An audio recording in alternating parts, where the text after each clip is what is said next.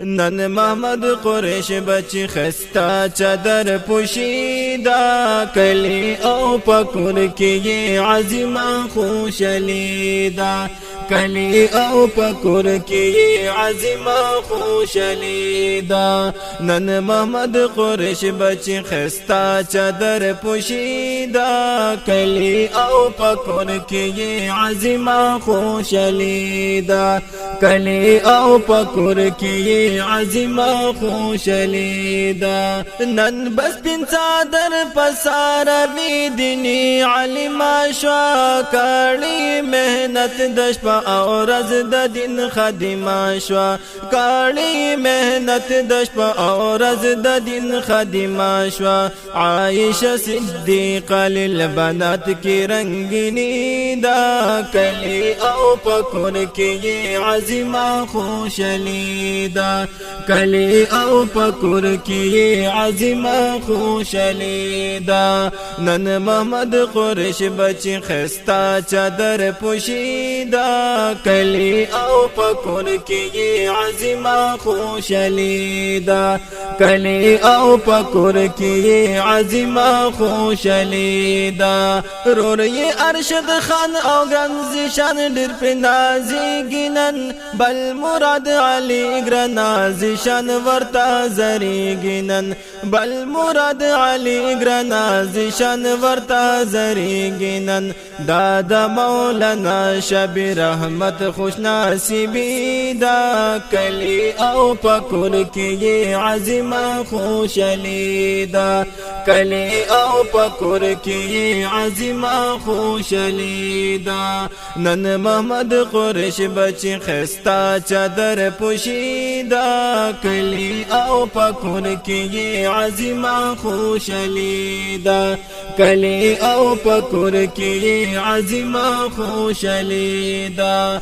گران مراد علی رجان نن زپا مسکاوینم هم په خوشالی باندې رونزشان احمد وینم هم په خوشالی باندې رونزشان احمد وینم په ارشد خان رجان باندې کرم دا الہی دا کلی او پکور کی عظیمه خوشلیدا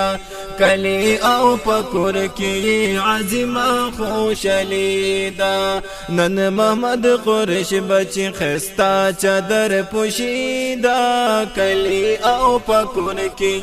عظیمه خوشلیدا کلی او پکور کی عظیمه خوشلیدا نن دی گرانی مور باندې راغلی فخر نادی زوج شبیر احمد درته جوړ کولې هارونه دی زوج شبیر احمد درته جوړ کولې هارونه دی بنت محمد قریش دی خاص ګلاب د پسرلی دا کلی او پکور کی عظیمه خوشلیدا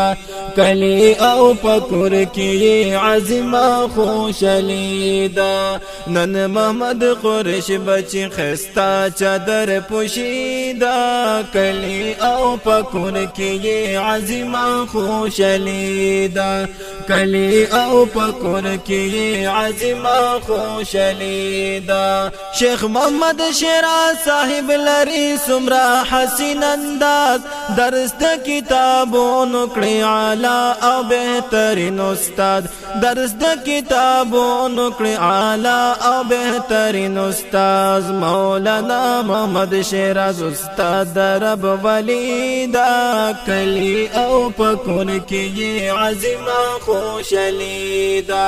کلی او پکور کی عظیمه خوشلیدا نن محمد قریش بچی خستا چادر پوشیدا کلی او پکور کی عظیمه خوشلیدا کلی او پکور کی عظیمه خوشلیدا ماشاءالله فضیل شمازی په قیامت بکړي دا او یا کسانو په محشر کې شفاعت بکړي دا او یا کسانو په محشر کې شفاعت بکړي ز سنا والله ویم وارثا دا نبی دا کلی او پکور کې عظیمه خوشالی دا